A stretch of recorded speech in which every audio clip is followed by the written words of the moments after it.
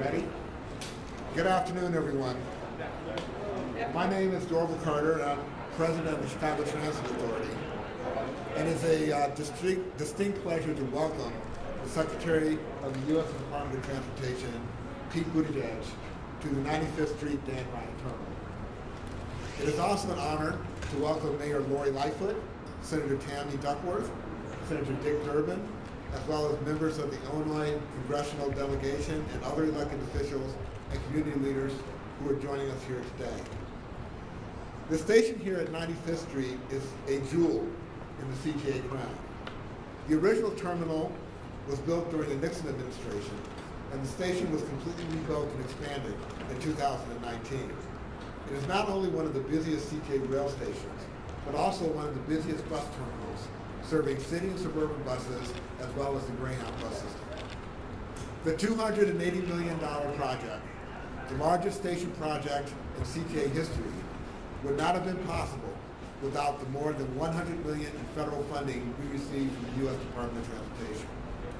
But this is more than just a rail station.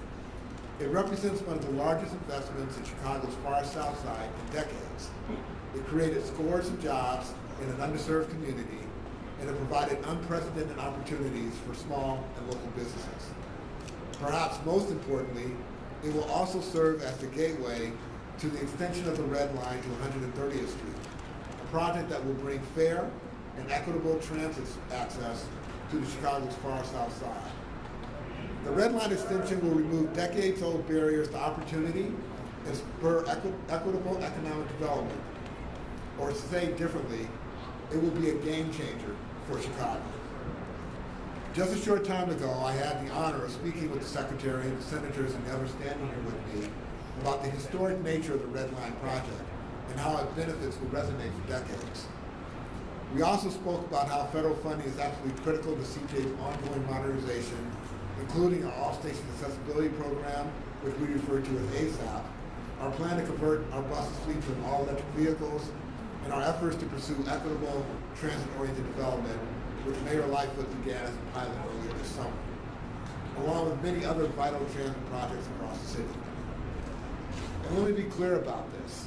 Federal funding is the only way that CTA can continue to modernize a system that in some places is more than a century old.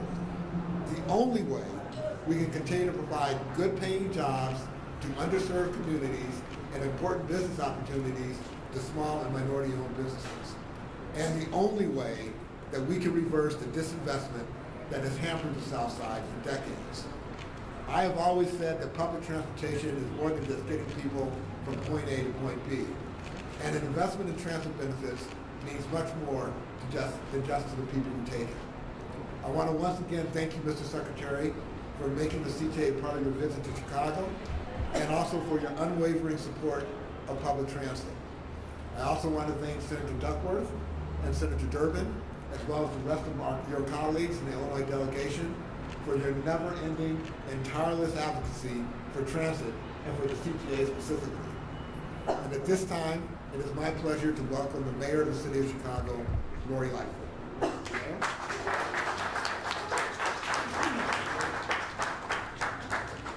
Good afternoon, everybody. And Mr. Secretary, welcome to Chicago. Thank you to our partners in our federal delegation led by our senior Senator Dick Durbin, Senator Duckworth, and I also want to give a special note of thanks to the members of Congress who are here.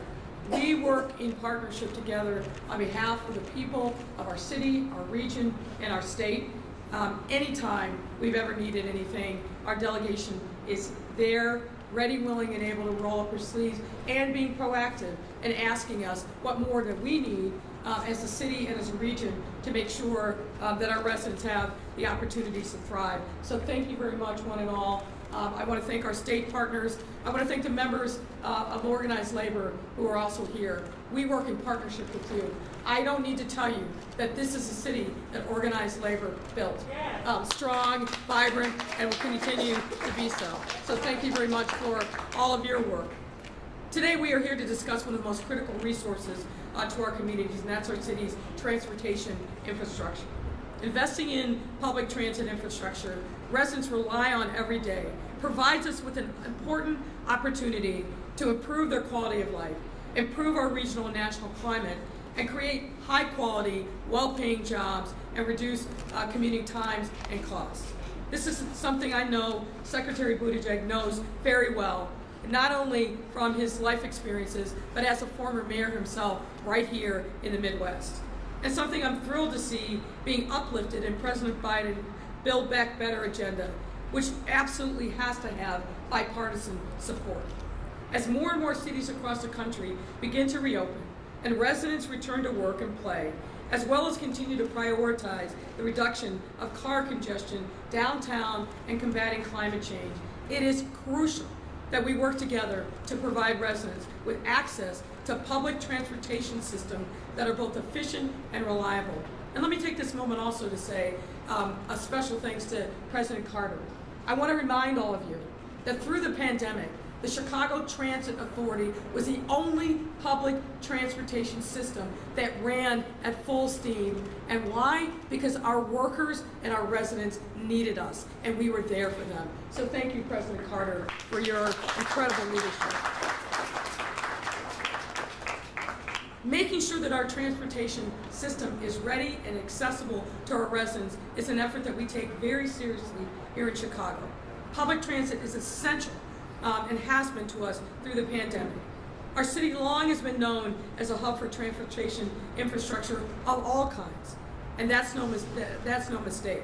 We boast a number of competitive advantages that make our city the place to be for residents and businesses alike. We are the transportation and economic infrastructure epicenter for all of North America, make no mistake about it. We are in close proximity to critical resources like fresh water, agricultural commodities, next generation technologies, and human capital.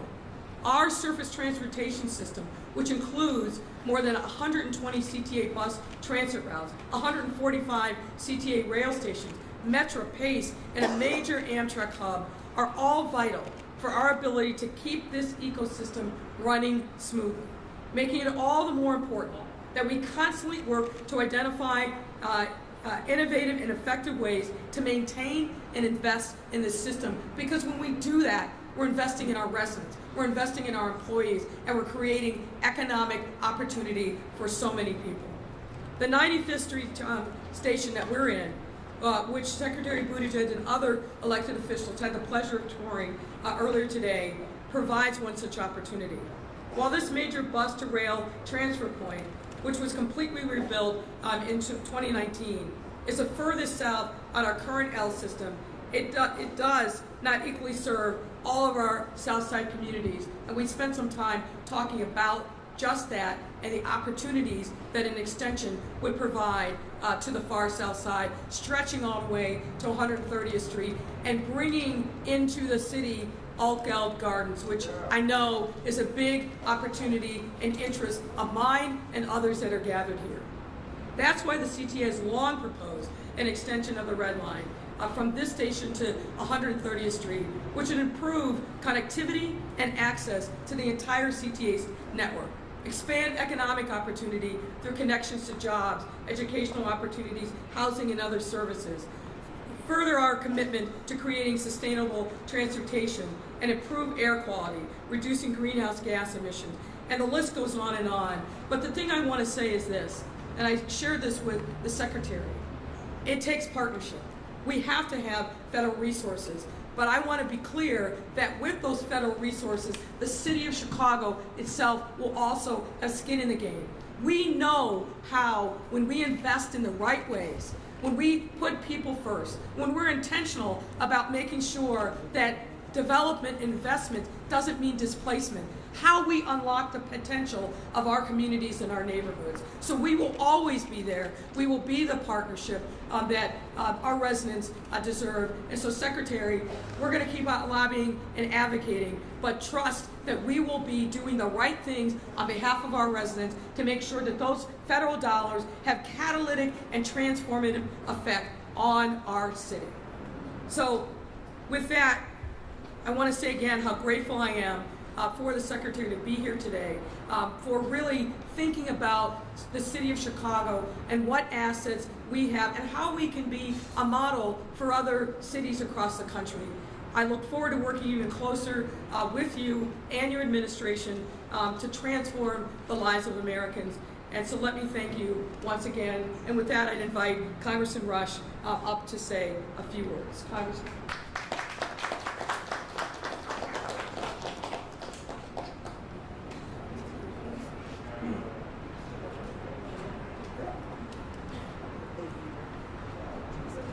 Good afternoon.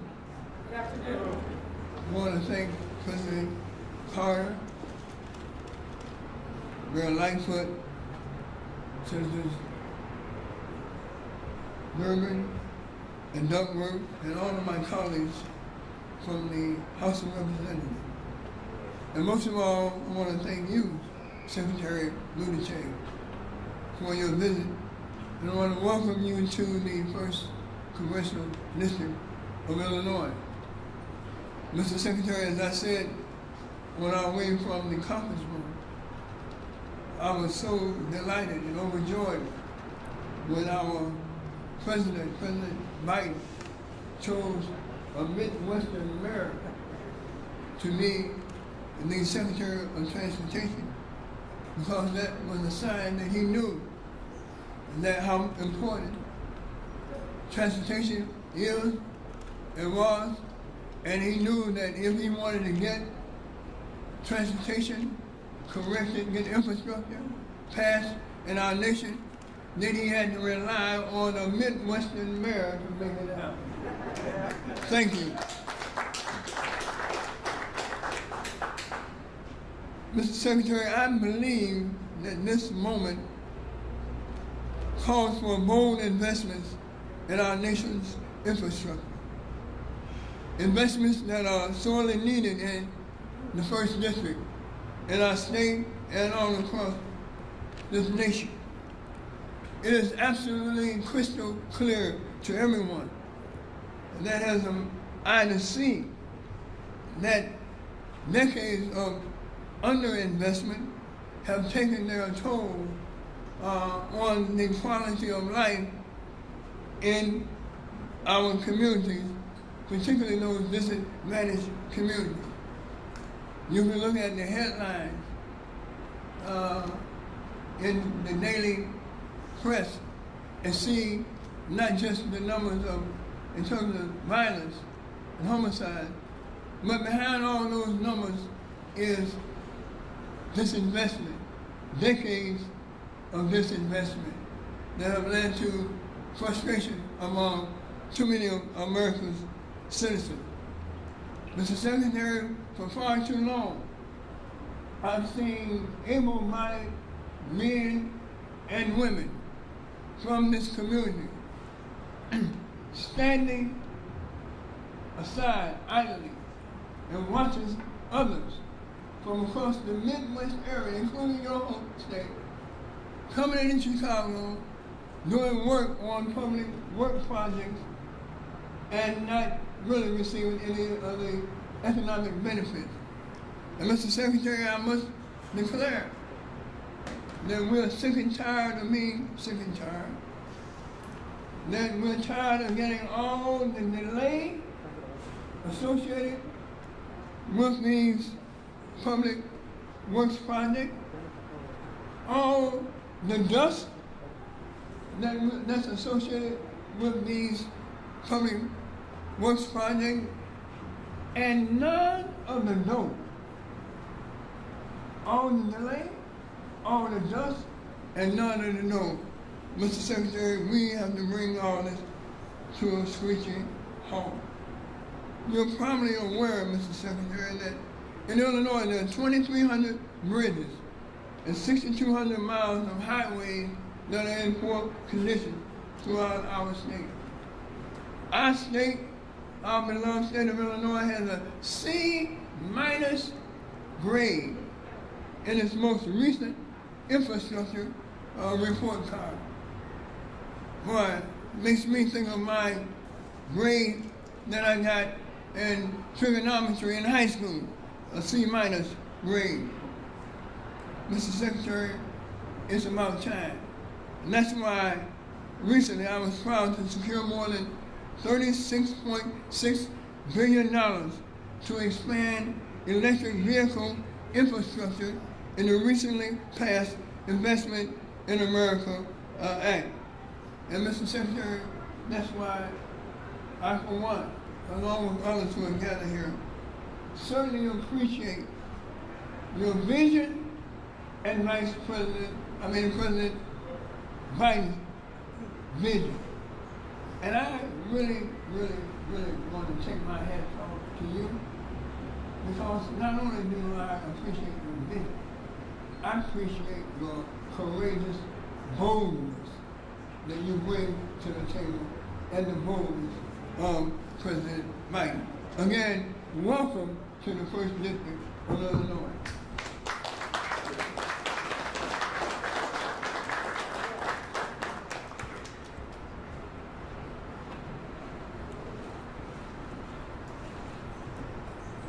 Good afternoon. I'm Rajak Krishnamurthy, and I just want to say Happy Infrastructure Week. Happy Infrastructure Friday. Finally we arrived.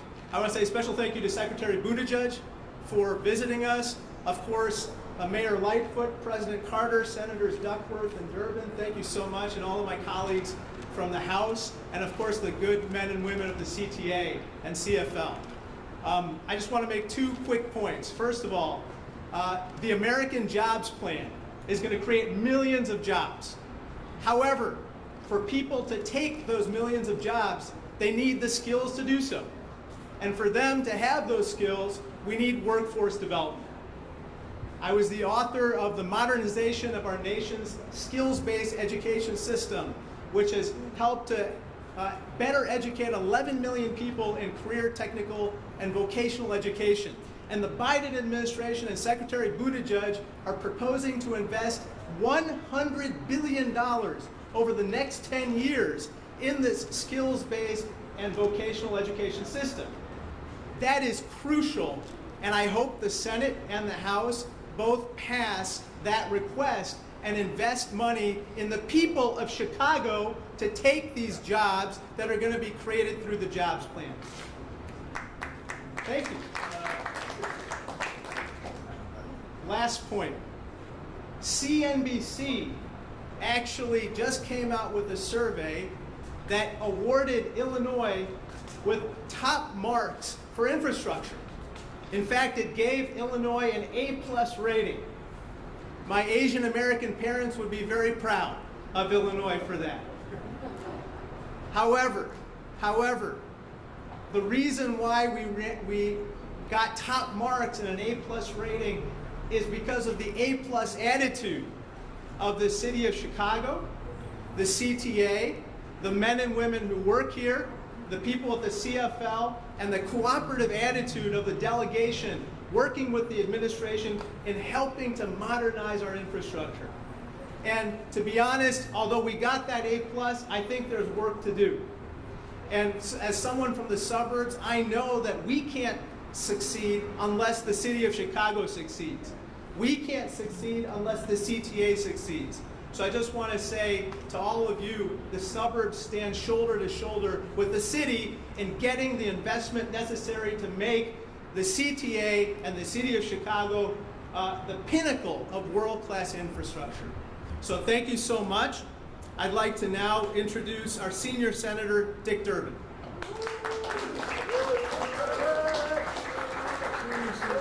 Please remain seated. Thank you very much. Mayor Lightfoot, it's great to be here. Secretary Buttigieg, thank you for coming today. You know, sometime this week there's going to be an important vote in the United States Senate. Senator Duckworth and I are going to be there. There's going to be a bipartisan infrastructure bill, $1 trillion. And you know that bill is going to spend more on transit projects than any bill has ever spent in the history of the United States. That bill is going to spend more money on railway than any time since the creation of Amtrak.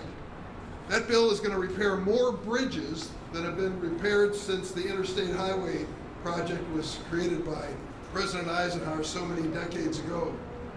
It's an amazing bill. It's a bill that Joe Biden has endorsed and we have endorsed. I believe we can pass on a bipartisan basis, and I know Secretary Buttigieg has been involved in writing that bill. I would like to compare that infrastructure bill with the infrastructure bill of the previous administration, but I can't, because there was no infrastructure program in the previous administration. What we face now is a challenge of not only building the infrastructure for our future, but meeting Joe Biden's challenge of providing from our generation the resources so that we can build America back better. We have a lot of work before us, Mr. Secretary. You've been given an awesome assignment. We know you're up to it. And we want to be partners with you in making that assignment a success. My thanks to organized labor, who's represented here. My thanks to the contractors, Dorval Carter, and those who are working with CTA. This is an amazing project. We are going to leave our imprint for the next generation. I'd like to call up my colleague, Senator Tammy Duckworth.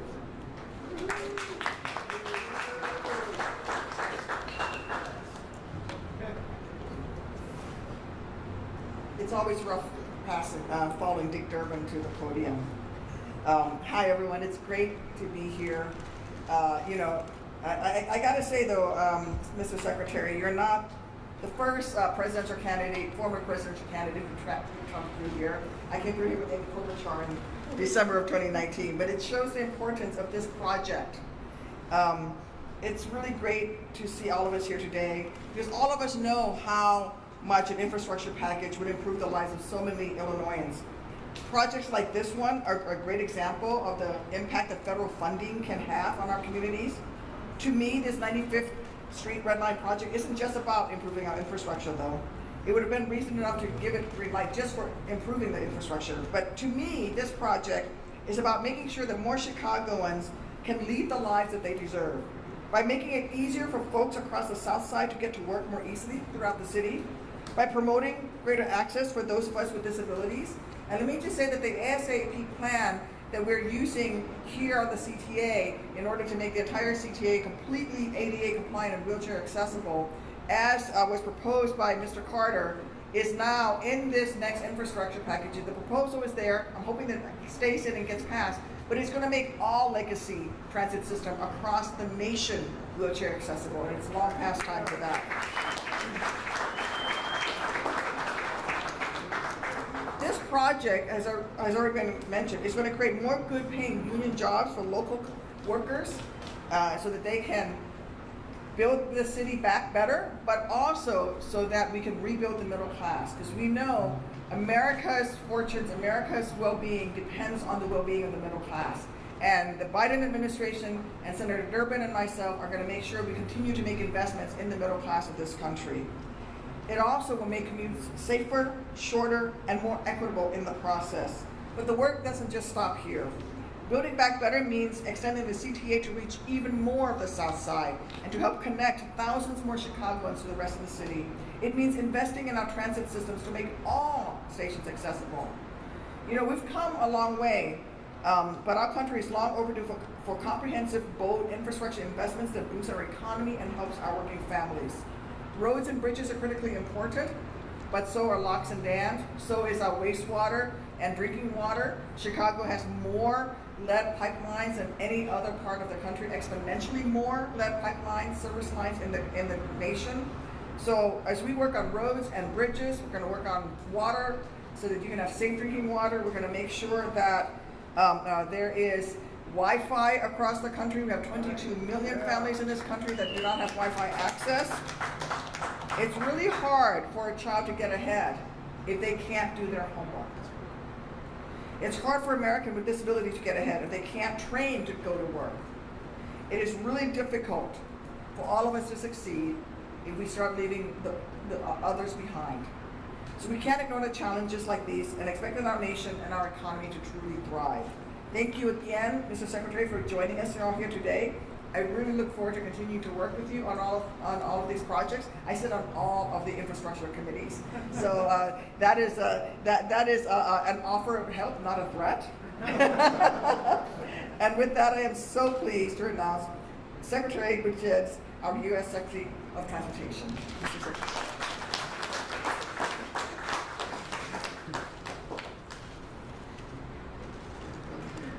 Try not to run over Bobby Rush. Definitely lose votes that way.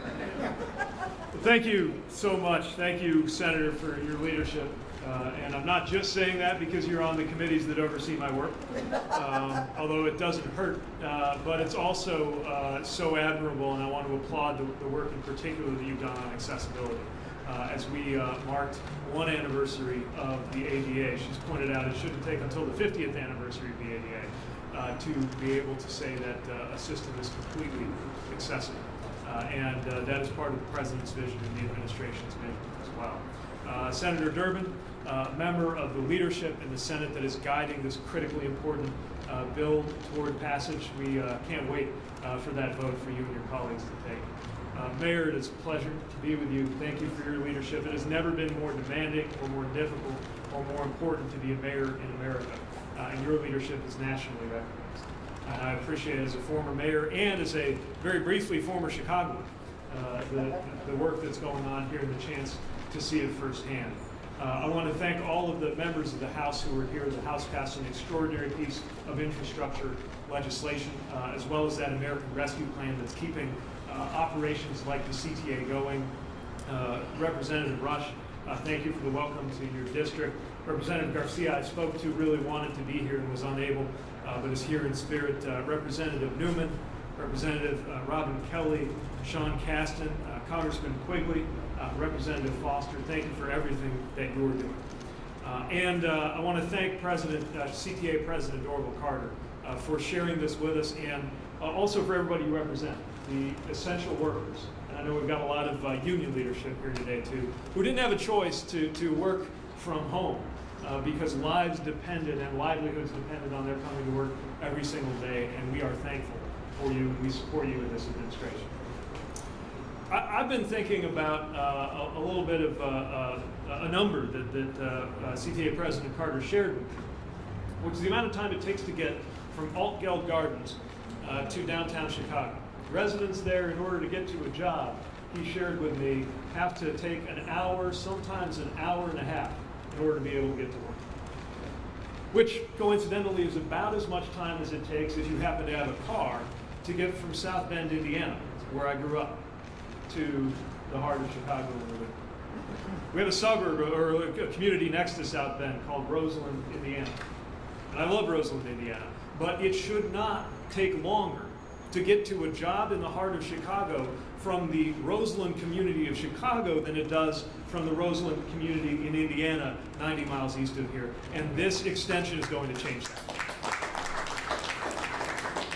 So that's just one example of why I'm so excited to be here. In an administration that is prioritizing safety, climate, jobs, equity, and a view to the future in our transportation policy, there's no better place to talk about infrastructure than Chicago. Infrastructure made Chicago because Chicago made infrastructure. And when around here they were proposing to do things like invent the floating foundation that makes it possible to have a skyscraper, or to take the river and basically make it roll uphill, I'm sure some people back then were wondering if that was so-called traditional infrastructure too. It may not have been traditional at the time, but it created the tradition that we now count on and that fuels an entire region. We've got to support that with good policy. We've got to support the safety improvements that were represented by the modernization that has already largely been achieved by CTA here. And we were proud to support things like the 95th Street Station with Tiger grants in prior administrations out of the U.S. Department of Transportation. When we think about equity, both in terms of who has access to transit and transportation and who has access to the jobs that are created by new transit and transportation projects, we know we've got to do better, and that is part of the President's vision and part of this legislation. When it comes to climate, it doesn't have to be called a climate bill to be a climate bill, because transportation is the biggest emitter of greenhouse gases in the U.S. economy, which means every time we give somebody a choice to take quality, safe, effective public transit instead of having to drag 2 tons of metal with them to wherever they're going and park it somewhere, we are also benefiting the President's ambitious climate goals.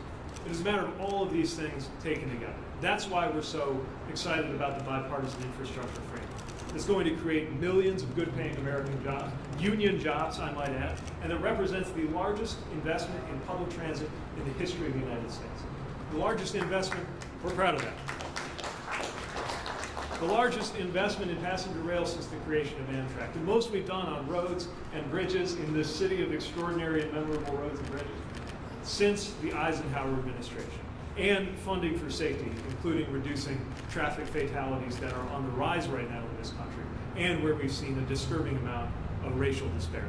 So we have seen that Chicago understands all of these things. I also want to applaud the decision to move toward electric buses, including a vision to have every single one of the 1,800 buses in this city electric in the future, with help from the FTA's low and no emission grant program. So the point is, I know there's been a lot of talk about infrastructure in this country. I know that Infrastructure Week has come to be, as Representative Krishnamurthy, fellow member of the complicated surname club, put it, is something that sometimes arouses snickers in Washington. But we have a chance to actually get it done and to deliver it right here to the south side of Chicago. And when we do, we're going to have a lot to be proud of. So I'm delighted to be here. I admire the work that's going on, and I think we have a little bit of time to take some questions. Yeah, we're going to start questions. We have the mic there. Great. Bill Ruthart, the Chicago Tribune. Welcome back to Chicago, Mr. Secretary. From what I understand in this bipartisan package, specific projects are not necessarily laid out. It's up to the locals to fund those. But knowing what you've heard about the extension of the red line today, what would you assess the likelihood of this project being funded if the legislation were to pass? And then to Mayor Lightfoot, if you could speak to the progress and the design and preparing to get ready for this project, which I know has been in the works for quite some time. So the federal support for a project like this would largely come from the Capital Investment Grants Program, the FTA. And this is exactly the kind of project that there would be more resources for if we got this bipartisan framework through. It's part of what we mean when we talk about that largest investment effort. So you're right, the bill's not built on a project-by-project basis, but these are the kinds of things we have in mind, especially as they bear on safety, equity, climate, and jobs all at the same time. There are other funding sources like discretionary grants that would also potentially come into play depending on congressional design. And then I know that President Carter and his colleagues would know how to go after it in its way. So safe to say there's a lot in it for Chicago in this proposed plan. I'll step aside from the mayor and answer the question. Well, I'm going to do what any smart mayor does, is I'm going to defer to the person who's actually the subject matter expert. Go ahead, Dorval, and take that question. Thank you. As you may be aware, we have invested already a substantial amount of money in developing this project. It is well through the project development phase and is being well positioned to pursue the funding from the federal government in the next year or two. So I'm confident that we're going to be in a position to get the money. For those of you who know me know that I'm really good at getting money from the federal government. And this project is a top priority for me. So we're looking forward to working with the Secretary and getting the money to make it happen. And let me just add that, one of the things that President Carter and I have talked about in our teams is we've got to make sure that we're working in partnership together. We've seen when you make investments in this development, what happens if you're not thoughtful about the consequences of that development on the surrounding community. So we will be working in partnership. The city will also be investing its dollars alongside of the dollars that come to the CTA so that the communities of those 4 stops going to 130th Street really also benefit in the surrounding area with equitable transportation-oriented development, making sure that retail is there, streetscapes, and all the other things that are really going to enhance the investment of the red line. So it can't just be we're going to put dollars in to get the red line extended. We've got to think holistically about how we really make catalytic investments along that path. And we will. Other questions? Megan Dwyer, WGN-TV. Mr. Secretary, I'm curious if any part of this package speaks about high-speed rail or light rail. It's great to put money into dilapidated infrastructure, but anything toward the future here that could benefit Chicago? Absolutely. As you know, we've got a lot of work to do just to shore up what we've got. So that's unquestionably part of what we would need to look for the rail funds for. But this is also about looking to the future. In this administration, I know that I can only ever be the second biggest passenger rail enthusiast, but I work hard to make it a close second. And like the president, like so many Americans, I believe that we as a country shouldn't put up with being unable to access a level of rail service that people in most developed countries can take for granted. What does that actually look like? Well, in the context of the funding that we have, we think there would be enough to establish about three kind of showcase intercity high-speed rail corridors, as well as upgrading and improving some of what we already have. Proving that the United States can, in fact, do high-speed rail as well or better than anyone, and creating a foundation for a future network that would continue to build on that. Would Chicago be in one of those? What's that? Again, we don't design this on a project-by-project basis, but let me say this. Some folks who are pessimistic about our rail potential, we know this country and certainly this region were built on rail. Some people say, well, the U.S. can't do it because we're not, we don't have the same density as, Europe where they have rail. And maybe as a country, we don't, but the Midwest sure does. It has some of the very same patterns in terms of cities. Imagine what it would mean if Chicago, and just to take some examples, if Chicago and Louisville and Toledo and Detroit and St. Louis and Minneapolis were all connected in city pairs and you could get across in about a couple of hours at a time. That vision, I think, is eminently possible in this country if we invest in it. And the beginning of that investment is contemplated not just in the president's vision, but what made it into that infrastructure framework too. Thank you. Mayor, my second question is for you.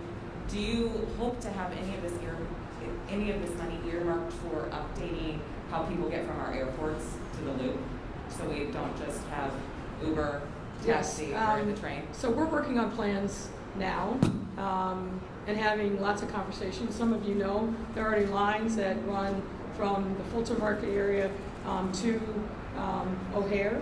So I think there's a lot of opportunity there. We've been, I think, in productive conversations with some of the stakeholders that we're going to need to make that project a reality. But we're working on that, and obviously any additional federal resources are going to be a bonus. But I think we've got resources here regionally that we can make that a reality, and we're well on our way to in those discussions.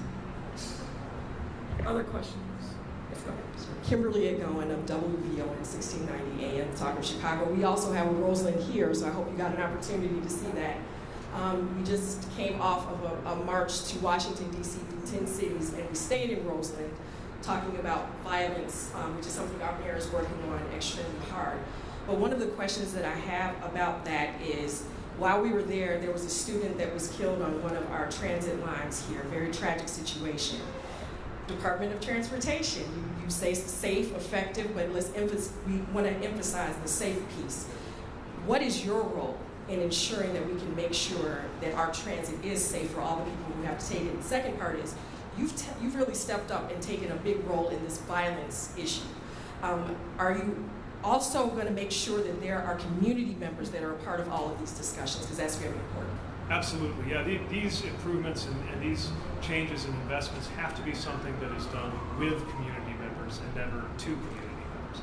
And it's one of the things I've been asking about on this visit. I've been so encouraged to hear about the intention that CTA and other leaders here have brought to that. Look, safety is the #1 reason my department even exists. And I'm very much saddened to hear of another life lost on one of our transit systems. That can't happen, and we can't accept it. And whether we're talking about traffic fatalities or whether we're talking about safety for somebody riding transit or any of our other ways of getting around, we have to move toward a vision that says that 0 is the only acceptable number of deaths. It's not just the cost of doing business, it's not just how things work, it's something we can act on. In order to make good on that, good intentions won't be enough, we've got to put dollars behind it. That's why there are billions committed specifically for safety in the infrastructure framework, in the vision that the president put forward. Sometimes that's about helping reach people about, especially on the driver's side, about unsafe behavior. Sometimes it's not about a choice that somebody's making, driving or riding. It's about the equipment itself or the design of the system. Sometimes there are issues related to violence and crime that I know the mayor and others have been putting so much work and attention into addressing here on the South Side and across Chicago, and it's so important across the country. All of these things fit together, and they're at the absolute core of a vision for a better transportation future in the country. Jerry Riles, WCPT 820 AM. Mayor, this question is for you, and I want to piggyback off of the initial question that was asked. During the brief tour down here at the 95th Street station, there was an African-American male, probably, 30s, 40s, and he continued to shout out or mention, what about the crime? What about the crime? And this is all good, obviously for media purposes and for the direction that we're going, but for those people in the community, black and brown people in particular, you talk about going all the way out to Oakville Gardens at 130th. The violence that these gentlemen and people in the community experience every day, for them, this means nothing. The question is, for those people traveling from those communities down into the city, they're concerned about their welfare. And I'm concerned about their welfare. I said this many times, and yesterday in particular, in addressing some of the violence that we've seen happen across our city this week. There are a lot of great things that are happening in Chicago. Our economy is coming roaring back.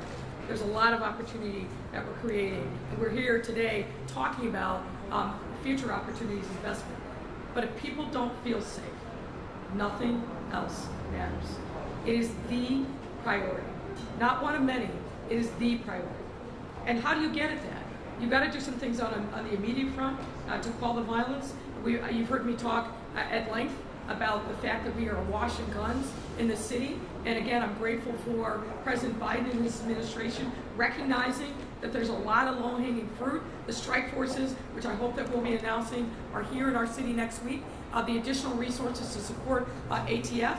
But fundamentally, why is there so much violence in our city? Aside from the guns, it's because we have an absence of hope. We have disinvested in communities on the south and the west side for decades. Young men are growing up in the city feeling like their destiny is minding somebody's corner spot, an early death, or jail. Making these kinds of investments that we're talking about today, they're not irrelevant. They are part of the solution. And showing these communities that we care about them, that we care about their health and well-being, that we're creating opportunities to create good paying jobs and vibrancy, that is got to be part of the solution for the violence. We know how to do this. We just got to make sure that we block out all the noise and that we are singularly focused on improving the quality of life in communities in partnership with them. We come to them with, and you've heard me say this before, with a humble heart and a listening ear and extending our hand in partnership. And these investments have to be part of that calculus. Hey, all this last question? I think we're going to have a riot on our hands if we do that. We got a lot of folks here.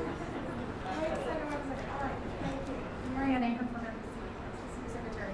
My question is, you had mentioned that earlier in April, you had thought that this bill would have been passed by Memorial Day. It didn't happen. So now what? And could I just also kind of include in that, if not when, and while you talked about high-speed rail, how about the good old South Shore from South Bend to Chicago? Where is that on that high-speed rail plan? Well, I'll tell you, I used to get on the South Shore and make my way to NBC5 as an intern about 20 years ago. So obviously, something I know well, is close to my heart, and is one more example of how we've got Amtrak and the National Rail Network. We've also got a lot of other, sometimes state-supported, sometimes regionally supported passenger rail. They would be eligible for what are called Prime Grants, which is a new program that we're proposing in the President's budget, and would be eligible for some of the other funds that are contemplated in that bigger bucket of passenger rail. And as far as timeline, let me say this. This, certainly by Washington standards, is warp speed. To see something 6 months into the administration even being here, this close to getting a vote on the Senate, reflects an extraordinary amount of work. I'll tell you, our team has rendered technical assistance that would typically be done over a period of about 18 months, and they're sometimes given about 18 hours to do it, as we're working to make sure all the pieces are in place. There will be more twists and turns. There's no question of that. And obviously, much of this depends on the processes of the House and the Senate, respectively. But what we know is the public is impatient. The President is impatient. And I think there's bipartisan will to get this done, and the sooner we do, the sooner our department can turn its attention to actually getting those resources out to places like this where they can go out there. I took my turn back. Mr. Secretary, this may be for you, maybe it's for the mayor, but another high-speed rail question. Over the last 25, 30 years, we've heard a lot of talk and people pushing for high-speed rail.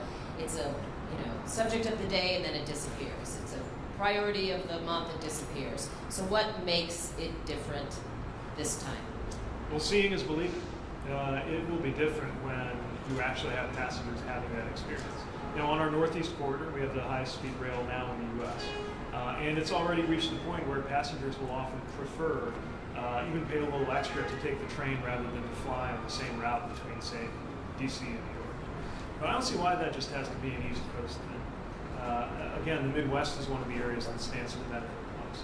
And so being able to have more city pairs with that kind of high-speed connection is something we can move toward with these dollars. I think will make all the difference for people to stop thinking of high speed as maybe something that's only really possible for the U.S. Northeast, or only really something you can do in Germany or Japan. And by the way, it's not just Germany and Japan. It is Morocco or Spain, a whole lot of other places where people can take this for granted. Americans should be able to count on it. Mr. Secretary, you made mention of the fact that there's been some pushback on the so-called non-traditional infrastructure elements in this bill. Are you confident you can overcome those political hurdles and keep things like broadband in the final deal? I think so, because it was in the bipartisan infrastructure framework. I mean, when was the last time in today's Washington that we saw a Democratic president walking out of the White House with a group of Republican and Democratic senators at his side saying we have a deal? It wasn't everything that we think is important, which is why, as you know, we're also pursuing the bigger Build Back Better agenda. And some of those things may not get Republican votes, although I think they should. I don't see why a Republican can't vote for everybody to have paid family leave. As a matter of fact, during that early period when we first rolled out the first version of the bill, a lot of times what we heard from our Republican friends was, oh no, I'm all for housing or veterans infrastructure or child care. I just don't think it's infrastructure, so you should put it in a different package. Well, now it's in a different package, so let's see if they can vote for it now. We hope they do, but if it has to be done with Democratic votes, then the president's prepared to move forward on that basis for that side of the vision. I'm not sure if this is for the mayor or Mr. Carter. Can you talk about how the money in this plan, if it's passed, would affect the timeline for the Red Line Extension project? Would it allow for the city to maybe push up its timeline instead of opening in 2029, maybe 2025 or so? And then also for the secretary, as a former Chicagoan, can you talk a little bit about, while you were here, what mode of transportation you used, and also while you were here, what was needed, from the transportation from the city during your time? Yeah, I think to your first question, in order for the project to happen, there needs to be money sort of at the end of the road to fund it. So getting this bill passed allows me to ultimately establish a firm timeline for when we think the project can go forward. Not having that bill passed means that there will still be a piece of the funding puzzle that I won't know the answer to until funds are available to make that happen. So from my perspective, what it does is it gives certainty to the ability to move the project forward, and that by its very nature means the project will move forward faster. When I was living here, it would have been about 2008. Like a lot of Chicagoans, the bus or CPA were a big part of my life. But even in the decade or so since then, I would have dreamed of being able to have widely available city-supported bike share the way there now is.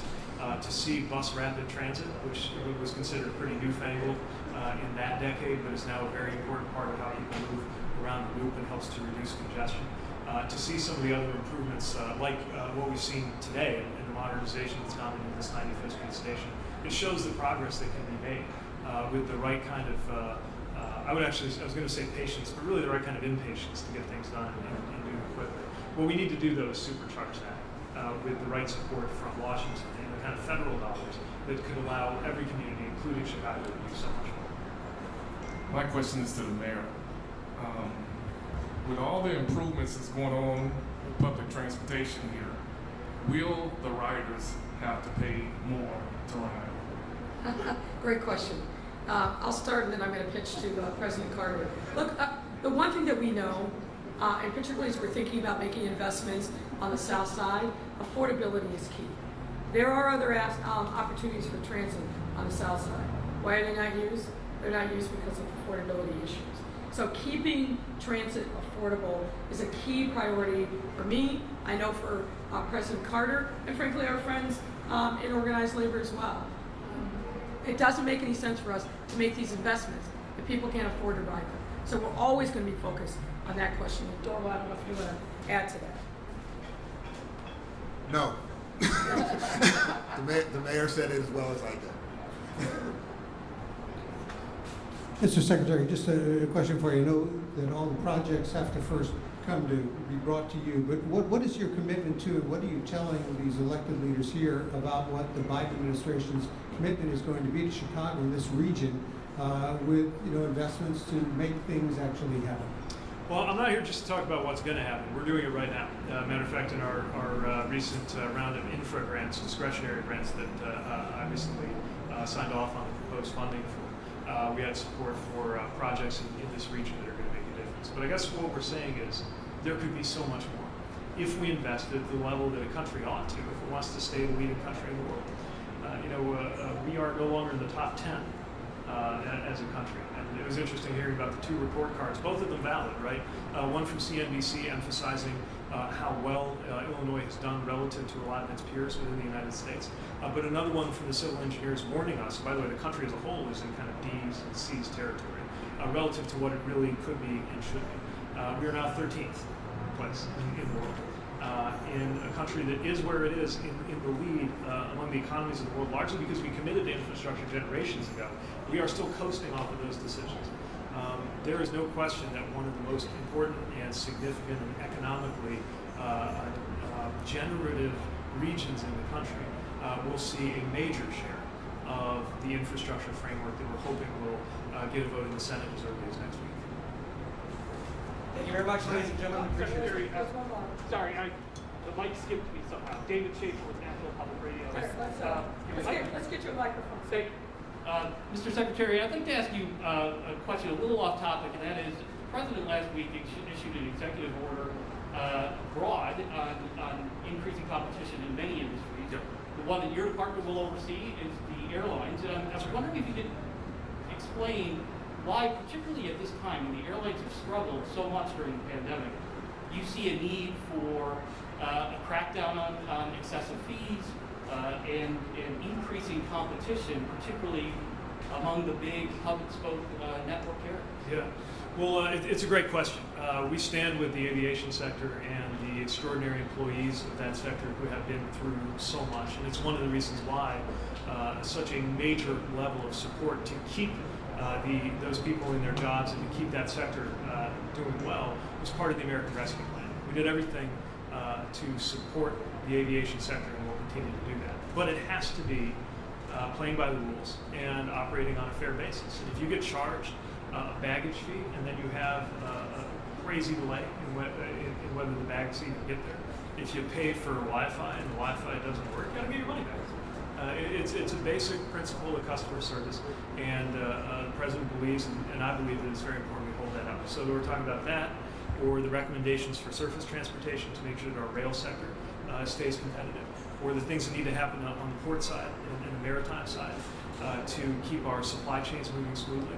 The economy only works if it's working on a competitive basis, and we have to pay extra attention when you have a sector where there's a lot of consolidation and just a few major players to make sure that everything continues to work, ultimately for the benefit of the American consumer. Well, have the airlines been consolidated too much? Is there too much market control over just a handful of airlines? Well, evaluating mergers obviously falls to the Department of Justice, and they take a close look at these things. But what we'll say is, when we see evidence of concern, and we certainly have gotten a lot of inbound about this issue of fees and charges, we're going to work to make sure that everything that happens is fair and that there's no negative impact to consumers. Again, if you pay a fee for something, you ought to get it. And if you don't get it, you got to get your money back. It's a common sense principle. And we've got to make sure, no matter how many or how few carriers there are, that principle is being upheld.